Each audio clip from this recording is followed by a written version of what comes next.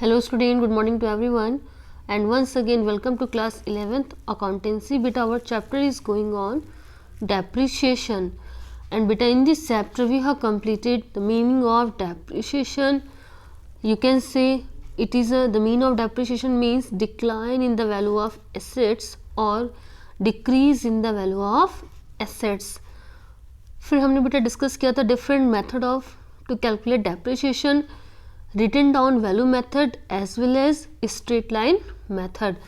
Today we will solve some numerical question based on straight line method. बेटा आज हम कुछ क्वेश्चंस करेंगे from our book APC and the question based on straight line method. So we have one question. Let's see the what information given in our question. On 1st April 2014, Atul Gas Limited purchased a machine for 90,000 and spent 6,000 on its carriage and 4,000 on its erection. On the date of purchase, it was estimated that the effective life of the machine will be 10 years, and after 10 years, the scrap value will be 20,000. Prepare machinery account, depreciation account for 4 years after providing depreciation on fixed installment method. Account are closed on 31st March every year. तो बेटा जब हम questions करेंगे depreciation, what we have to see? First of all, we have to see the date of purchase. Purchase of machinery. When we have purchased our assets.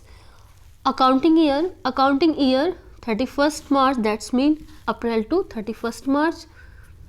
Rate of depreciation, it is not given in our questions.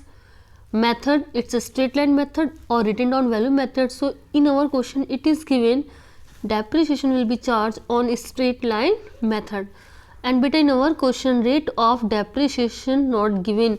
So what we have to do? We have to calculate rate of depreciation, and for that there is one formula. In our previous lecture already we have discussed annual depreciation is equal to be cost of assets minus scrap value and estimated life of assets. Cost of assets minus scrap value divide by estimated life of assets. तो बेटा cost of assets की अगर हम बात करेंगे तो on the time of purchase of assets whatever expenditure done on machinery will add on the cost of machinery. For example, the value of machinery is 90,000 and same time we have spent 6,000 as well as 4,000 on carriage and erection. So that's mean the cost of machinery will be 1 lakh. Clear? The cost of machinery will be 1 lakh minus scrap value. After 10 years we will get 20,000 as a scrap price.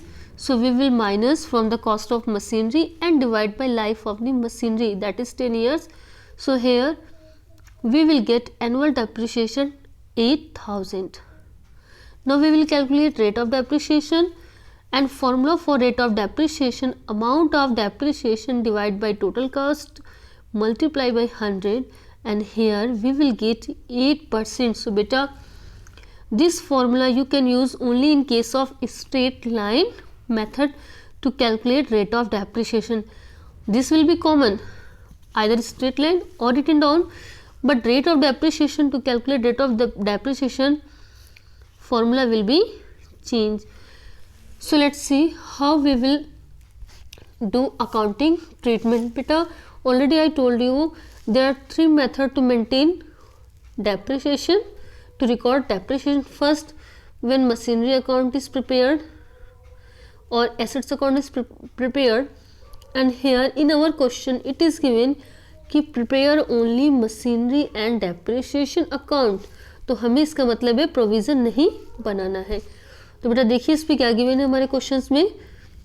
First of all when we purchase machinery, first of all we will draw the format of machinery, date particular amount and date particular and then amount, and then when we will purchase machinery we will record on the debit side because according to the rule of real account, debit what comes in, credit what goes out. So we have purchased machinery on 1st April to bank 90,000, clear बेटा, to bank 90,000, to bank 6,000, to bank 4,000. बेटा in place of writing 3 times in a one time single you can write to bank and 1 lakh. At the end of the year we will charge depreciation, and because of depreciation the value of assets will be decreased, so it will be recorded on the credit side of assets account. So here at the end of the year March 31st 2016, it's April 2015 and after 1 year अप्रैल से मार्च आने में बेटा calendar year आपका change हो जाएगा. तो क्या हो जाएगा, अप्रैल 2016 मार्च 31st bye depreciation and the value is 1 lakh, 8% depreciation, the value of depreciation will be 8,000. Total है आपका 1 lakh and 1 lakh minus 8,000 divide 1 lakh minus 8,000 and here you will get balance CD 92,000 at the end of the year March 31st. Clear? March 31st. And what you have to do beta? Again this closing balance will be transferred to opening balance 2016 April 1st to balance BD. Okay, to balance BD our closing balance in next accounting year 92,000. Again check your question, in this year they sold machinery or not? No, ना तो कोई machinery खरीदी गई है ना ही कोई machinery purchase की गई है. So again at the end of the year you will close your balance April 2016 and after 1 year it will be March 2017. बेटा याद रखना अप्रैल से मार्च आने में कैलेंडर ईयर चेंज हो जाएगा. No again we will charge depreciation by depreciation.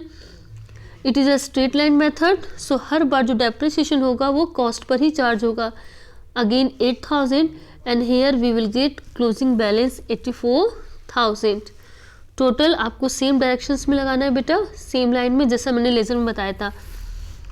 Again year will be change and next accounting year we will transfer closing balance to opening balance to balance BD 84,000 April 2017. मार्च से अप्रैल आने में year change नहीं होगा, लेकिन अप्रैल से मार्च आने में ईयर आपका चेंज हो जाएगा.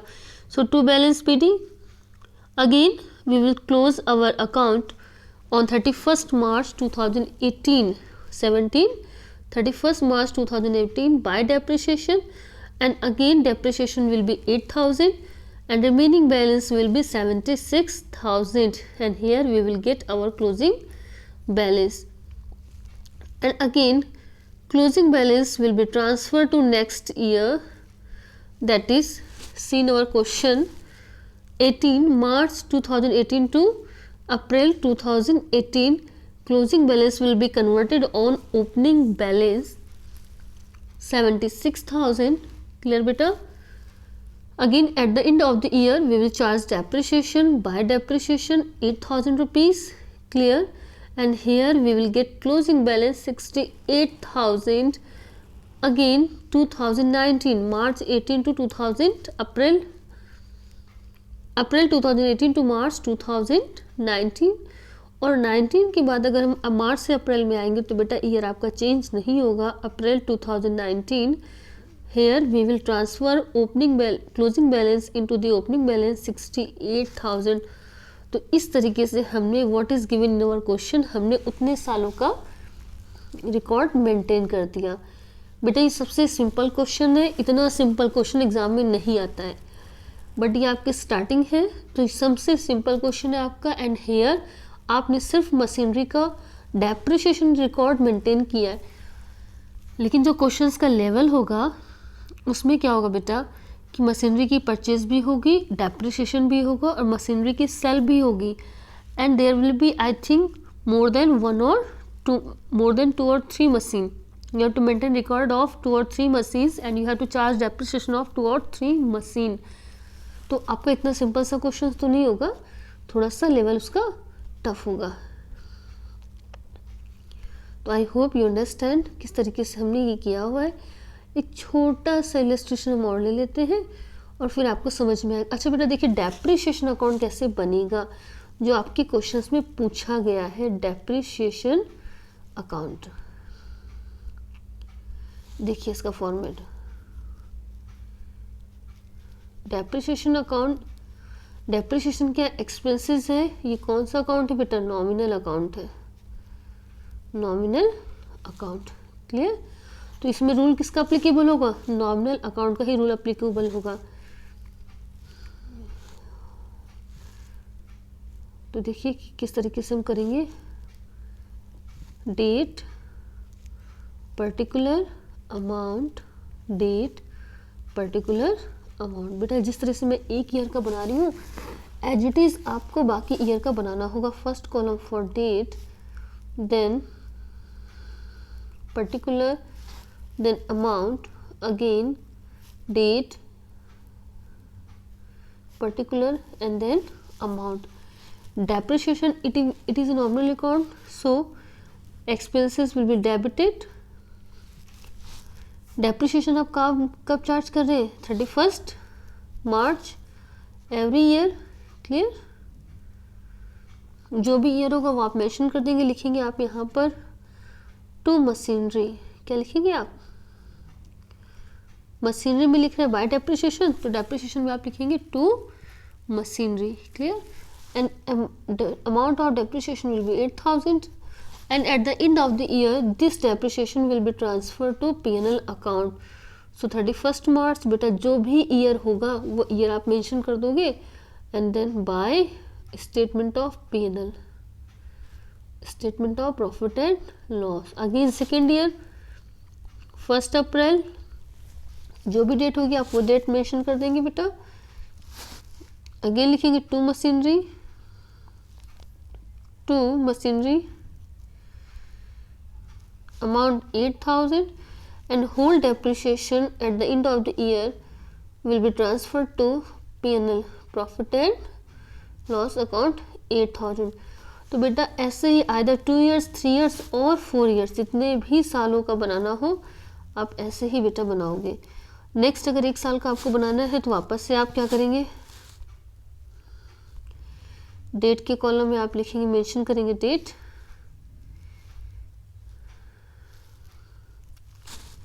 डेट आ गई 1st अप्रैल, ईयर जो भी होगा वो लिखेंगे, टू मशीनरी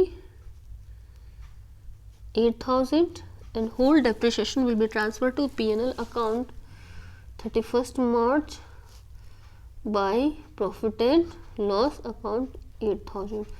तो इस तरीके से आपका बनेगा depreciation account. I hope you understand and जब भी आपके सारी ईयर्स कंप्लीट हो जाए you will close your format.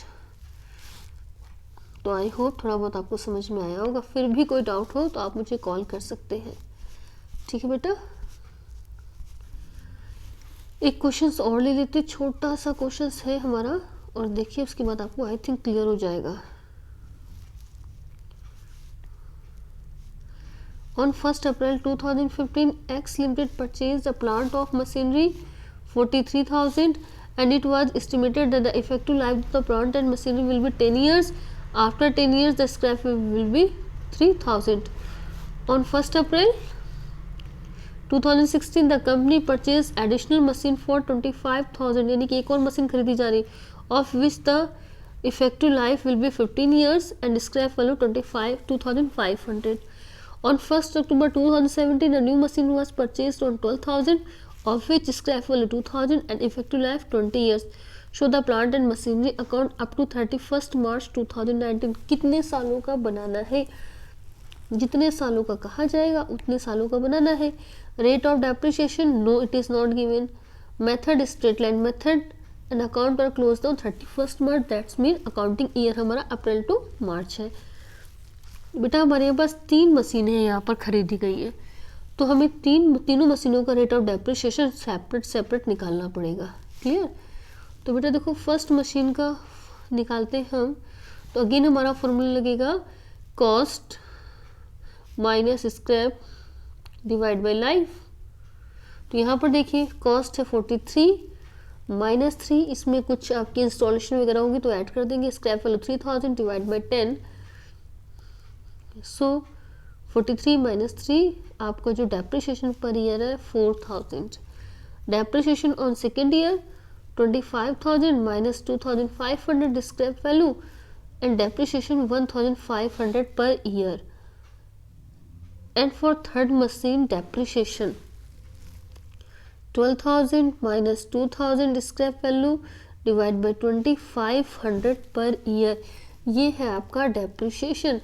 बेटा स्ट्रेट लाइन मेथड है तो डेप्रिशिएशन में कोई चेंज नहीं होगा, every year it will be charge 4,000 then 1,500 and 500। तो देखो हम क्वेश्चन अपना किस तरीके से करते हैं। First of all when we purchase our machinery 2015 हमने लिखा टू बैंक 43,000, क्या लिखा हमने, to bank. At the end of the year 15 है तो ईयर 16 में एंड होगा। By depreciation, rate of depreciation, हमने 15 में सिर्फ 1 मशीन खरीदी थी और क्लोजिंग डेट क्या है 16, तो मार्च 16 तक हमारे पास सिर्फ एक मशीन थी 4,000, तो हमने डेप्रिशिएशन 43,000, तो हमने डेप्रिशिएशन सिर्फ एक मशीन का लगाया है 4,000। Clear. Balance CD will be transfer to BD। अब नेक्स्ट की अगर हम बात करते हैं, देखो यहाँ पर बहुत छोटा सा है लेकिन दिख जाएगा आपको। बैलेंस BD हमारे पास 39,000 था। क्लियर बेटा। और उसमें से हमने क्या किया, न्यू मशीन सेम अप्रैल 2016 को हमने परचेज की 25,000 की। टोटल हमारे पास मशीनरी की वैल्यू कितनी होगी 64,000। Again at the end of the year we will charge depreciation. अब बेटा हमारे पास 2 मशीनें हैं तो बाय डेप्रिशिएशन फर्स्ट मशीन पर डेप्रिशिएशन 4,000 एंड सेकेंड मशीन पर 1,500। Clear. So total depreciation will be 5,500 and now we will calculate closing balance। अब हम क्या निकालेंगे बेटा, क्लोजिंग बैलेंस हम कैलकुलेट करेंगे और ये हमारा 58,500 और सेपरेट हमें निकालना है तो हमने दोनों मशीनों का सेपरेट भी निकाल दिया। Closing balance will be transfer to opening balance April 2017 58,500। Again this year we have purchase new machinery 12,000। At the end of the year we will charge depreciation by depreciation. अब हमारे पास 3 मशीनें हैं तो 4,000 1,500 एंड जो हमने मशीन लास्ट वाली खरीदी बेटा वो हमने अक्टूबर में खरीदी है तो बेटा 12,000 पर हमारा डेप्रिशिएशन कंप्लीट ईयर का था 500 और अक्टूबर टू मार्च 6 मंथ का डेप्रिशिएशन होगा 250, हाफ होगा and here we got depreciation 5,750 and total balance में से हमने क्या किया, डेप्रिशिएशन को माइनस कर दिया तो हमारे पास जो बैलेंस CD बचा 64,750 and this CD will be converted on the BD 64,750। ये जो इंटरनल लिखा हुआ है इंडिविजुअल फर्स्ट मशीन का बैलेंस, सेकेंड मशीन का बैलेंस और थर्ड मशीन का बैलेंस। अगेन हमने कोई मशीन बेची तो है नहीं और इस देर कोई परचेस भी नहीं है। 2018 to 2000 March 2019 again we will charge depreciation. Straight line method से डेप्रिशिएशन चार्ज करना है। Total depreciation 6,000 and the balancing figure will be 58,750 and this balance will be transfer to next year April 2019। बेटा हमने इतने ही सालों का बनाया है क्योंकि हमारे क्वेश्चंस में इतना ही गिवन है। ठीक है, हमारे क्वेश्चन में बहुत ज़्यादा नहीं कहा गया, हमारे क्वेश्चन में जब तक बोला गया तब तक का हमने डेप्रिशिएशन अकाउंट बना दिया। अब जो अगर आपको डाउट हो रहा होगा वो कहाँ हो रहा होगा, ये ओपनिंग बैलेंस इंडिविजुअल कैसे आया। ठीक है, इसमें आपको डाउट हो सकता है तो ये मैं आपको समझा सकती हूँ। इसको एक बार स्टार्टिंग से देखो ताकि आपको क्लियर हो जाए, बहुत अच्छे से डाउट ना बचे।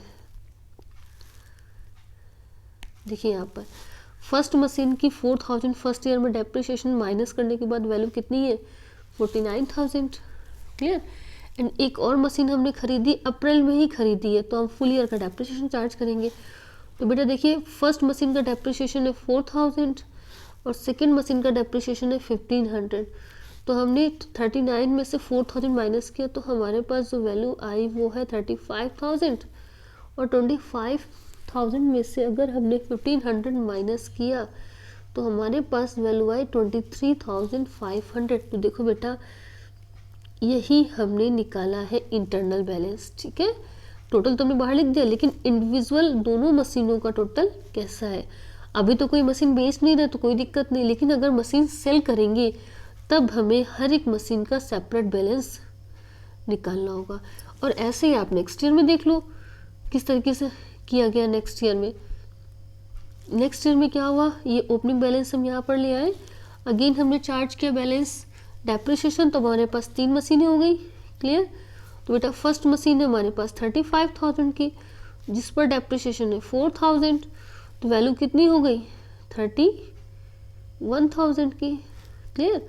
सेकेंड मशीन है हमारे पास, वैल्यू है उसकी 23,500 एंड डेप्रिसिएशन कितना है 1,500, तो वो हमने माइनस किया 22,000। थर्ड मशीन हमने खरीदी है 12,000 रुपये की, जिस पर हमने सिर्फ 6 महीने का डेप्रिसिएशन चार्ज किया, तो वैल्यू है 11,750। देखो यही हमारा क्लोजिंग बैलेंस होगा। ठीक है, यही हमने इंडिविजुअल क्लोजिंग बैलेंस में सेम यही वैल्यू हमने मेंशन की है। तो इस तरीके से बेटा आपका है डेप्रिसिएशन अकाउंट मेंटेन किया जाएगा। ये आपका अभी जो हमने डिस्कस किया है बहुत इजी लेवल है क्वेश्चंस का, जिसमें सिर्फ हम मशीन खरीद रहे हैं और स्ट्रेट लाइन मेथड से।